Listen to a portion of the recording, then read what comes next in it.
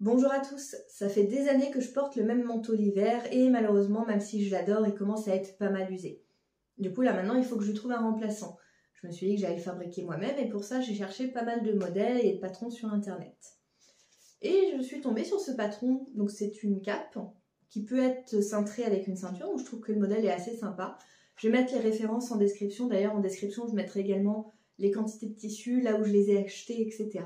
Du coup, dans cette vidéo, vous allez suivre les étapes de fabrication, parce que malheureusement, c'est un modèle qui a été édité en anglais. Même s'il y a une traduction en français, je trouve que certaines phrases sont assez approximatives ou difficiles à comprendre. Déjà que de base, certains patrons sont pas simples à comprendre. Donc là, avec cette vidéo-là, si vous voulez faire ce modèle également chez vous, vous n'aurez qu'à suivre les étapes de la vidéo. Sachant qu'également, sur ce modèle-là, ils n'ont pas prévu de doublure, ce que je trouve assez dommage parce que souvent, quand on utilise des tissus pour les manteaux, c'est pas très doux. Et dès qu'on a la peau un peu sensible, c'est pas super agréable. Donc moi, j'ai décidé de rajouter une doublure et je vous explique comment ajouter la doublure sur ce modèle-là. Donc moi, je vais partir sur ce modèle-ci. Il s'agit du patron Very Easy Vogue V9288 et je vais partir sur la version B. La première étape, c'est de lire l'ensemble des instructions. Ça vous permet d'avoir une vision d'ensemble sur le projet et de mieux comprendre là où vous allez. Ça permet également de mieux comprendre une instruction qui, toute seule, n'est pas très claire. On commence par déplier le patron. Donc certaines personnes préfèrent couper dedans, moi j'aime mieux le recopier, comme ça permet de pouvoir réutiliser plus tard si je veux le faire dans d'autres tailles, mais chacun fait comme il veut. Après une petite astuce, parce que vous voyez c'est quand même très froissé, avant de le recopier ou même de le couper, moi je lui passe un petit coup de fer à repasser, vraiment pas très chaud, ça permet de diminuer les plis et c'est beaucoup plus facile de le travailler ensuite. Je reporte toutes mes pièces sur du papier calque. Donc vous pouvez utiliser du papier à patron, c'est juste que je préfère le papier calque parce que c'est un petit peu plus solide et du coup je peux le réutiliser si j'en ai envie. On n'oublie pas de reporter toutes les indications et toutes les informations qui sont sur le patron. Une fois le patron recopié, on peut tracer les différentes pièces sur notre tissu. Je les ai positionnées en suivant les instructions du mode d'emploi et je viens les épingler sur mon tissu.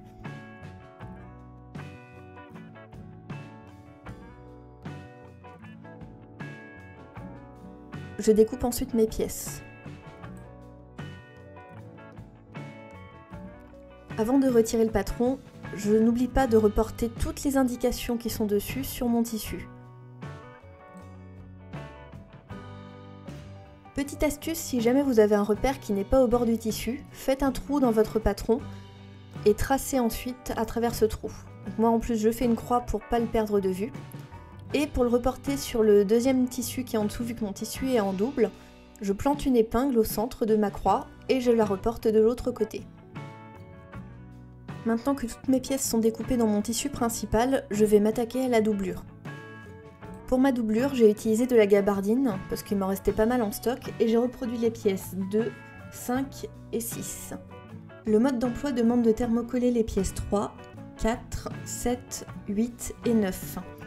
Pour thermocoller sur de la laine, j'ai utilisé le thermocollant Vliesline G700, donc je mets la référence en description.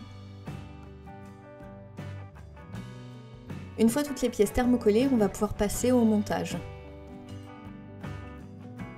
J'ai surjeté certaines pièces, alors c'est pas forcément obligatoire de le faire pour toutes les pièces, mais je recommande vraiment de le faire pour les poches.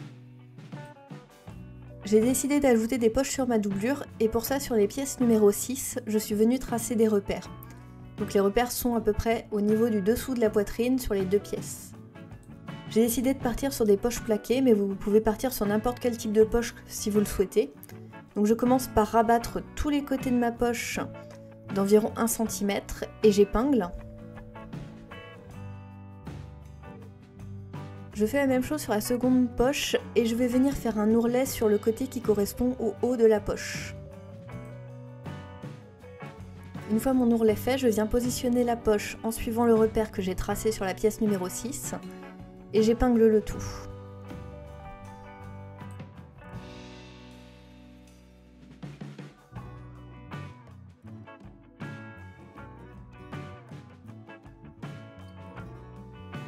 Je vais ensuite venir faire une couture pour assembler la poche et la pièce numéro 6 en suivant les côtés de ma poche.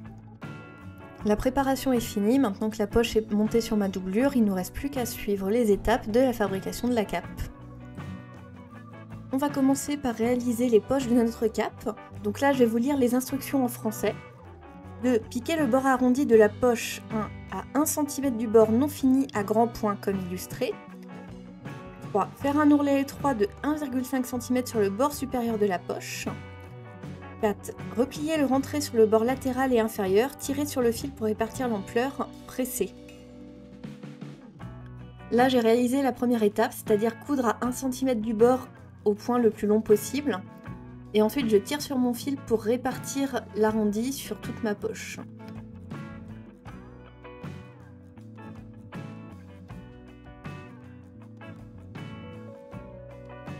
Là, avant de passer un coup de fer à repasser, j'ai préféré bien répartir et épingler au fur et à mesure, parce que j'avais un petit peu trop tiré mon tissu, donc ça faisait des plis un peu trop grands, donc si j'avais passé mon fer à repasser là-dessus, j'aurais eu des faux plis. Je passe à l'étape suivante qui est de réaliser un ourlet sur le haut de la poche. Donc vu que ma pièce elle est entièrement surjetée, je replie juste mon tissu pour faire mon ourlet. Mais dans le cas contraire, si je ne l'avais pas surjeté, je serais obligée de faire un ourlet classique. Mais je trouve que ça fait un peu trop d'épaisseur sur ce type de tissu.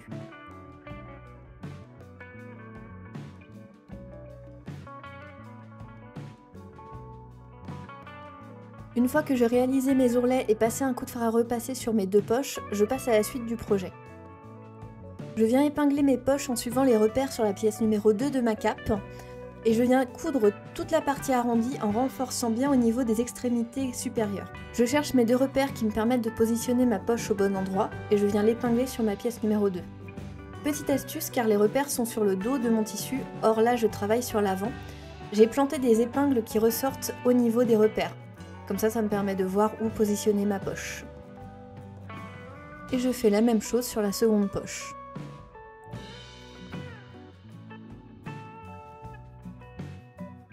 Je n'oublie pas de retirer les épingles qui me servent de repère avant de passer à la couture. Mes poches sont finies, donc moi j'ai choisi de faire 2 coutures afin que le bas soit bien solide, donc une à 1 cm et une à quelques millimètres du bord. On passe maintenant à la fabrication du col sur la pièce numéro 2. Donc là, je vais vous mettre la traduction qui est fournie avec le patron. Épingler la pièce non étoilée du col devant sur le bord de l'encolure devant en crantant le devant si nécessaire. Bâtir, égaliser, presser la couture vers le col. Quand j'ai entoilé mes pièces, je n'avais pas vu qu'il fallait entoiler une seule des pièces numéro 3, donc j'ai entoilé les deux. Ça n'a pas posé de problème pour la suite de la fabrication, si vous faites la même erreur, il n'y a pas de souci. Endroit contre endroit, je viens prendre ma pièce numéro 3 et je l'épingle sur le haut de la pièce numéro 2. Donc je commence toujours par les bords, afin de mieux répartir l'arrondi ensuite.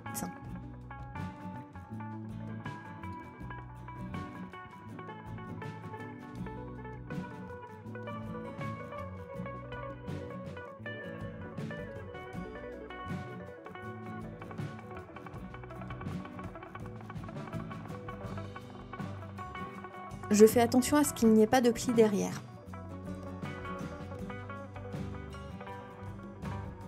Je réalise une couture à 1,5 cm du bord, en suivant les instructions du patron qui disent que c'est la marge de couture qui a été prévue. Je viens cranter le col afin qu'il se positionne bien par la suite.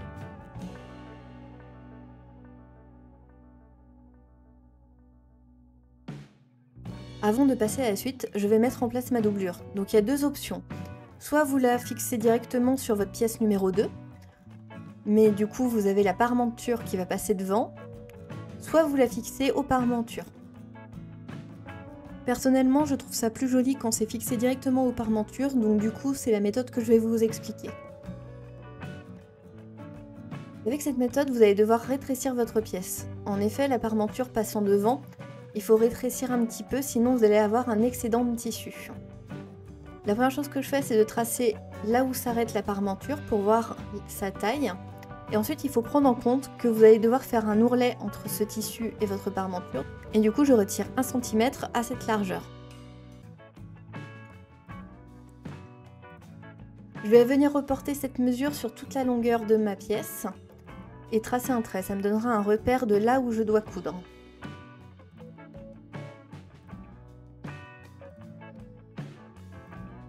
Et je reporte cette mesure sur le second côté.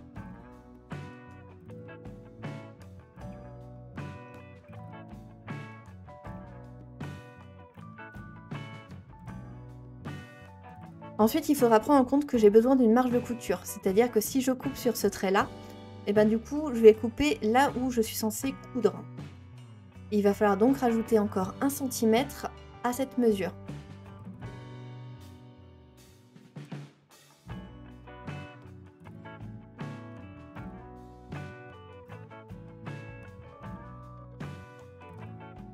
Il ne me reste plus qu'à couper sur ce dernier trait qui est le plus proche du bord.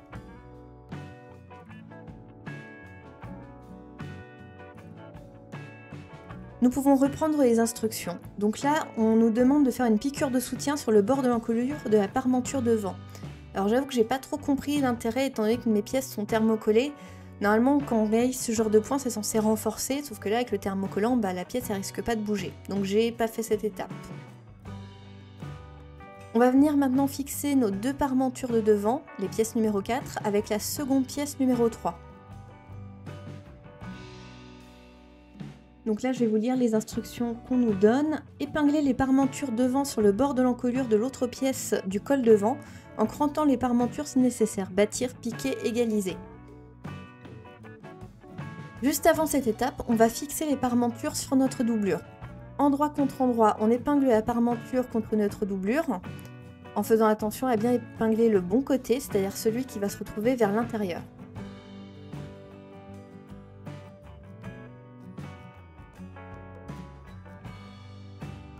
Une fois que tout est épinglé, on va venir faire une couture à 1 cm du bord.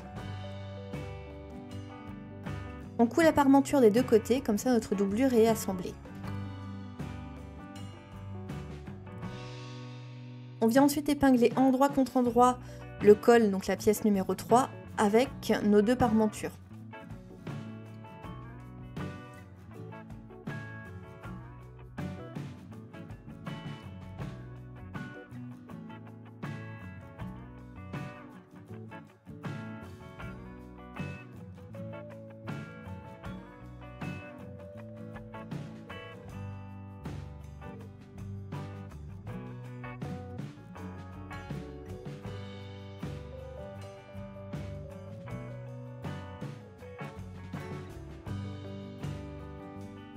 Si on a bien calculé notre doublure, on peut assembler sur toute la longueur de la pièce numéro 3 et il n'y a ni surplus ni manque de tissu. Je réalise une couture à 1,5 cm du bord et comme tout à l'heure, je vais venir cranter mon col.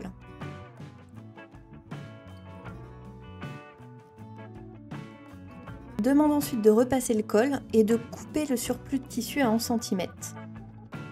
Je vous lis la traduction qui a été donnée. Pressez les coutures vers le col en pressant le reste du rentré de l'encolure, coupez le rentré pressé à 1 cm. Je suis la consigne en découpant le surplus.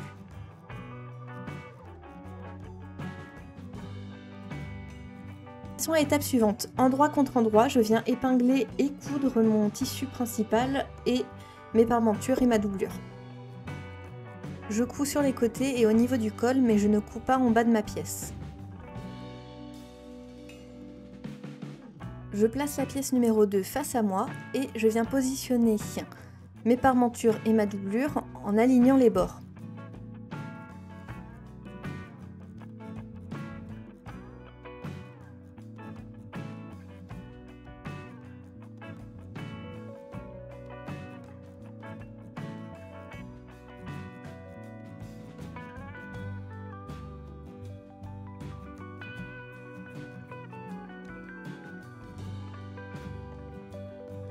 J'épingle les deux côtés et le col et ensuite je vais venir faire une couture à 1 cm du bord.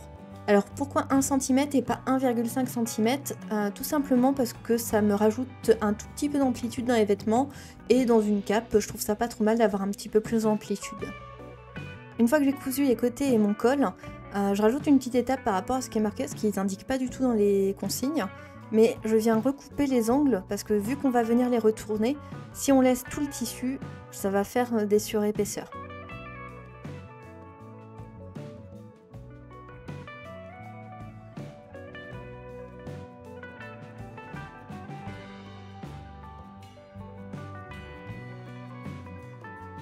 Je n'ai plus qu'à retourner ma pièce et à bien ressortir les angles au niveau du col.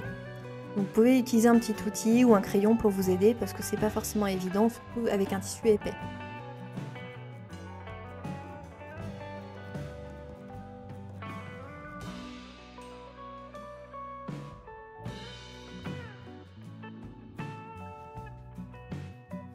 Étant donné qu'on a utilisé une doublure, il y a une étape qui va sauter, c'est l'étape 11, où on nous demande en fait de coudre à la main les petits morceaux de colle qui se retrouvent dans le vide. Sauf que là, dans le cas présent, vu qu'il est fixé sur une doublure, il n'y a pas besoin de faire une petite couture. On passe à l'étape suivante qui nous demande de faire une couture sur tout le bord du col afin de le maintenir bien fermé. Une fois cette couture réalisée, on va pouvoir passer à la suite. On laisse de côté l'avant de notre cape et on va passer à l'arrière. Donc là, on va coudre ensemble les pièces numéro 5 et les pièces numéro 6. Endroit contre endroit, on va venir coudre ensemble les deux pièces numéro 5 au niveau de la couture du dos, donc celle qui est droite.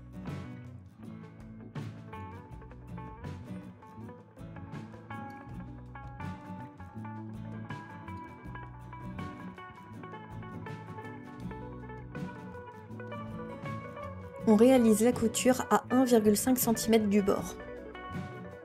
Une fois la couture réalisée, on vient épingler toujours endroit contre endroit nos pièces numéro 6 avec la pièce numéro 5.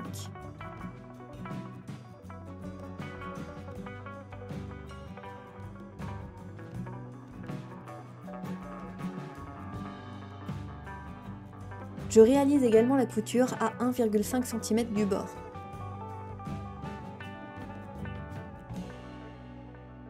On vient ensuite prendre les pièces numéro 7 et les plier endroit contre endroit dans le sens de la longueur.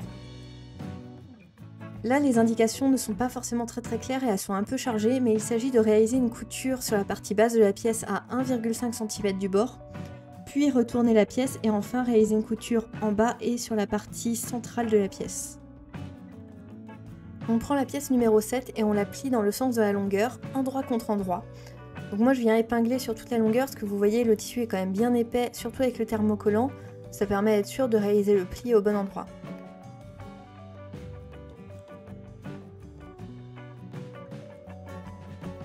On fait la même chose avec la deuxième pièce numéro 7 et on va venir réaliser une couture sur la partie basse.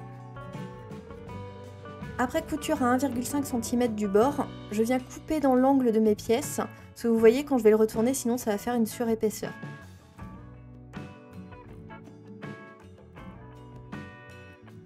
Je retourne mes deux pièces en sortant bien les angles et ensuite je viens épingler bord à bord.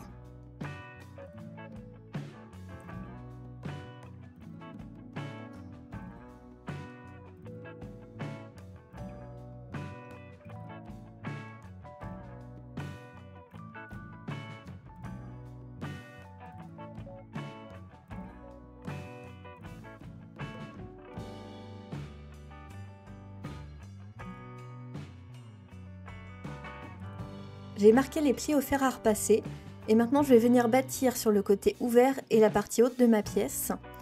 Et ensuite je vais venir réaliser une couture en bas et sur le pli. J'ai réalisé ma couture à 5 mm du bord, je trouve ça plus joli au niveau de la finition. On va venir placer les pièces numéro 7 sur notre cape. Donc pour ce faire, on va venir épingler la partie bâtie sur la bordure de notre cape au niveau de l'avant. Et on vient bâtir à nouveau.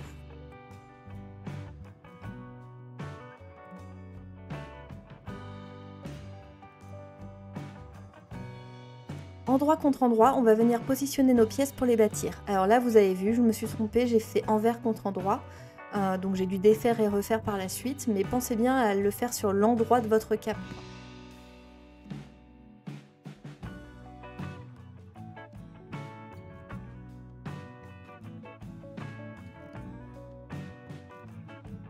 Vos pièces doivent tomber sur les repères que vous avez reportés sur votre tissu.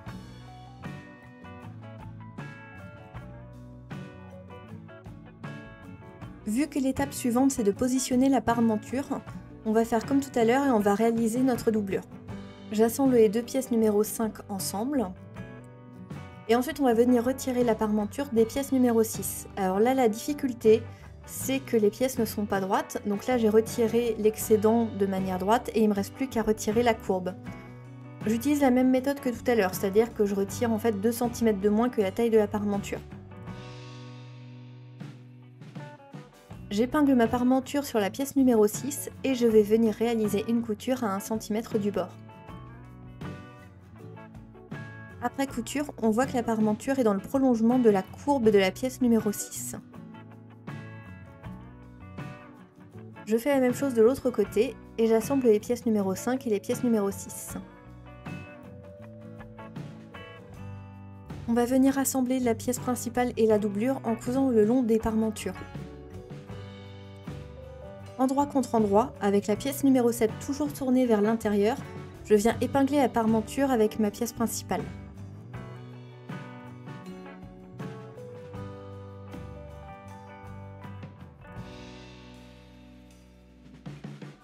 Je réalise une couture à 1 cm du bord, donc on voit que ma pièce numéro 7 elle va bien être sur l'endroit de mon vêtement, et je fais la même chose de l'autre côté.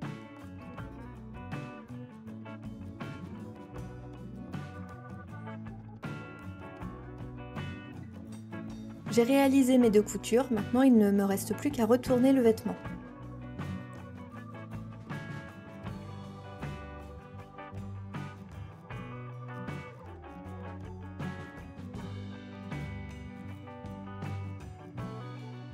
Il y a une étape que nous ne devons pas réaliser étant donné que nous avons fait une doublure, c'est de réaliser un point coulé pour faire la finition de la parmenture. Nous allons passer au col, étant donné que nous avons une doublure et un tissu principal, le mieux est de réaliser une couture pour que les deux soient bien fixés ensemble. Au niveau du col, je viens épingler ma doublure sur la pièce principale.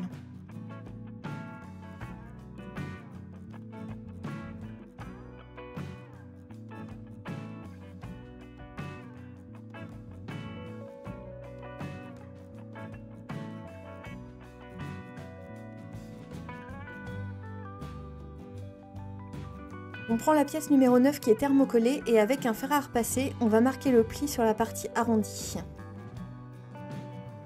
On va ensuite découper le surplus. J'ai marqué le pli à 1,5 cm du bord avec mon fer à repasser. Et maintenant, je viens retirer l'excédent. L'étape suivante est d'épingler endroit contre endroit les deux pièces numéro 9.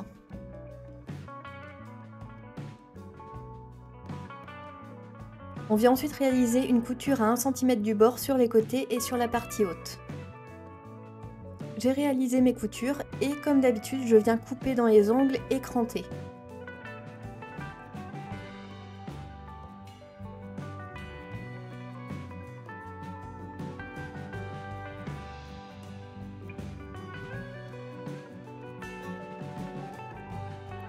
On retourne ensuite la pièce en faisant bien ressortir les angles.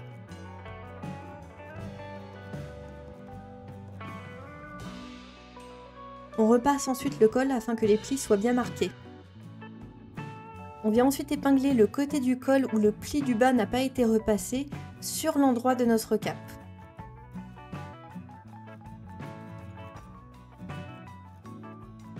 J'épingle d'abord au niveau du centre et ensuite je vais vers l'extérieur.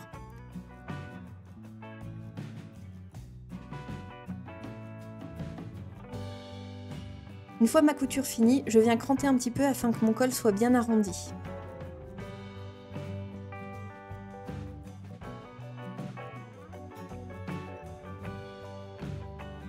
Une fois que tout est cranté, on peut retourner le col et le mettre en place. On épingle le bas qui a été précédemment repassé.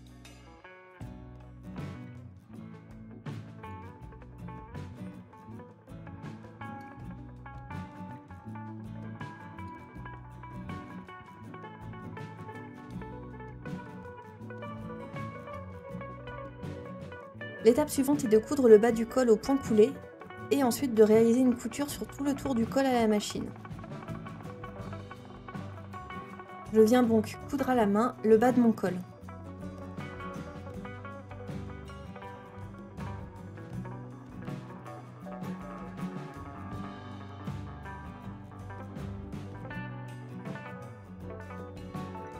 Et je finis par faire le tour de mon col à la machine. On passe enfin à la partie finition. Donc là, on va faire l'assemblage du bas de la pièce numéro 2. Pour ce faire, on va juste retourner la partie basse de la parmenture et la fixer sur le tissu principal. On réalise ensuite une couture à 1,5 cm du bord. On retourne ensuite cette couture et on réalise un ourlet en bas.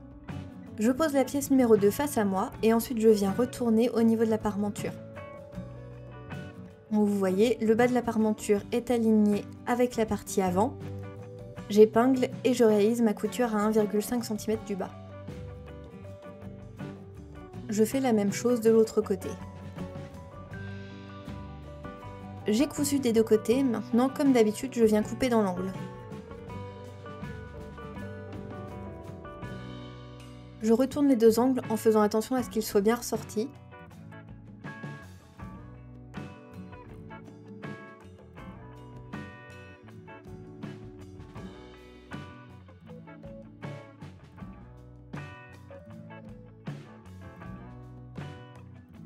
On passe maintenant à la finition du bas. Donc normalement il suffit juste de faire un ourlet, mais là étant donné que nous avons une doublure, il va falloir faire autrement. Là ce que je fais c'est que je marque ma doublure à 1,5 cm du bord et je vais venir la replier en suivant ses repères. Je marque le pli en épinglant tout du long.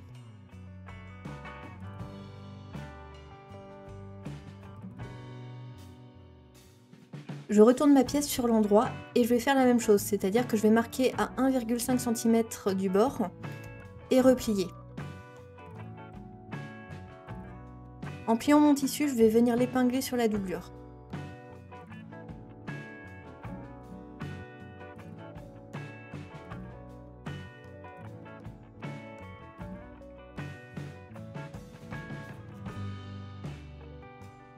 Avant de coudre, on n'oublie surtout pas de retirer les épingles qui sont sur la doublure.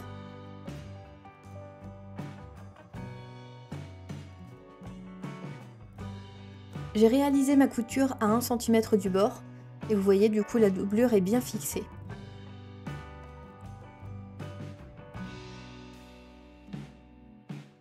L'étape suivante, c'est de réaliser une couture sur les côtés et sur le haut du col.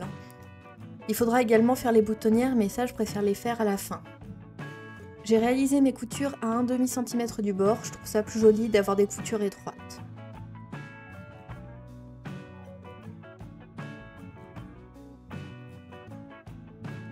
La suite, c'est exactement la même chose sur l'arrière de la cape.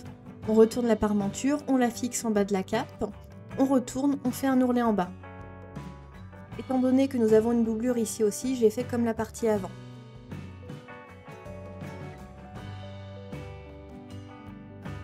Il reste à réaliser la couture sur les côtés et installer les boutons.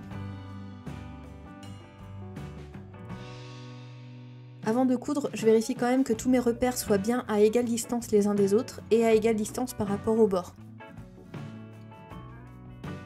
Étant donné que j'ai choisi des boutons en métal, je ne vais pas utiliser du fil classique. Je vais partir sur du fil cordonnet qui est beaucoup plus résistant. Afin que ça dure bien dans le temps, je réalise 5 passages par bouton.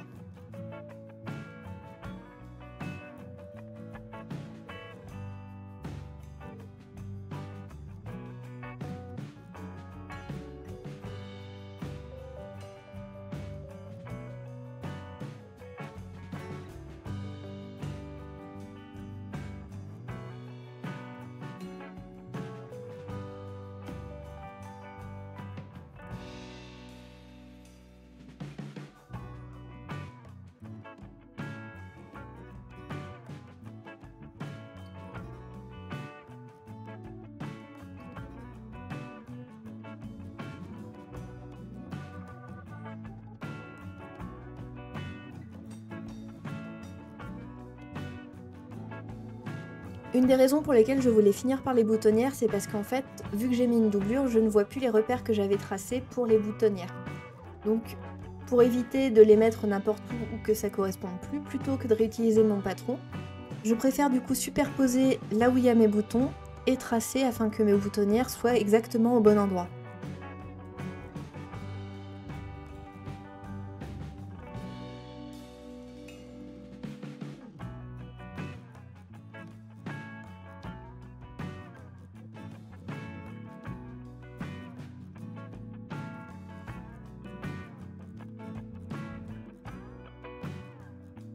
Je vérifie quand même que tout soit bien aligné parce que vous voyez il y a des petits décalages, donc je viens corriger tout ça.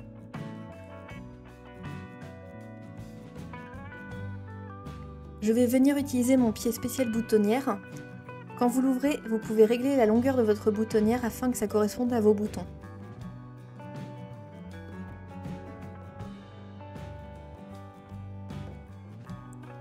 on vient le fixer sur notre machine.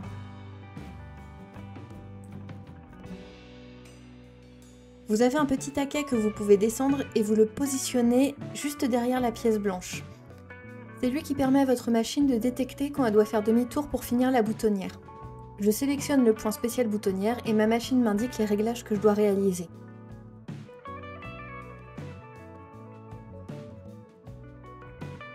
Je positionne bien le début de ma couture au niveau du repère.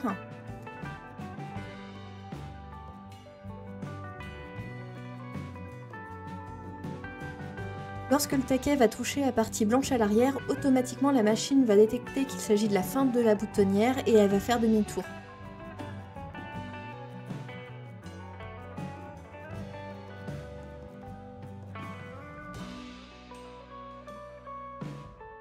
Je viens ensuite ouvrir mes boutonnières à l'aide de mon découvite.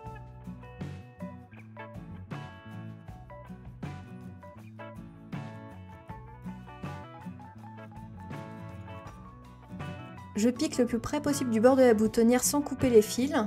Je découpe à peu près jusqu'au milieu et je fais la même chose de l'autre côté. Je teste mes boutonnières pour voir si elles sont assez grandes. Et voilà, la cape est terminée.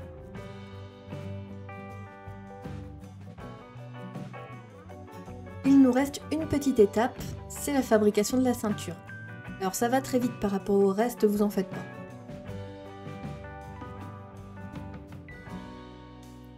On commence par épingler ensemble les deux extrémités de la ceinture avec repère et on va réaliser une couture à 1 cm.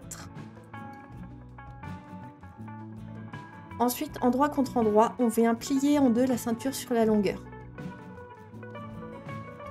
On épingle tout du long.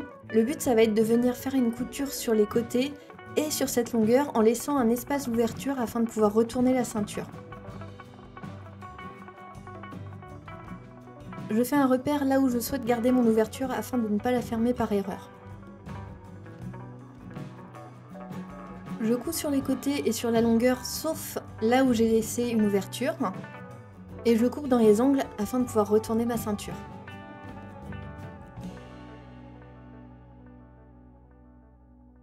Ma ceinture est retournée, maintenant je dois réaliser une coupure de finition sur l'ensemble des côtés.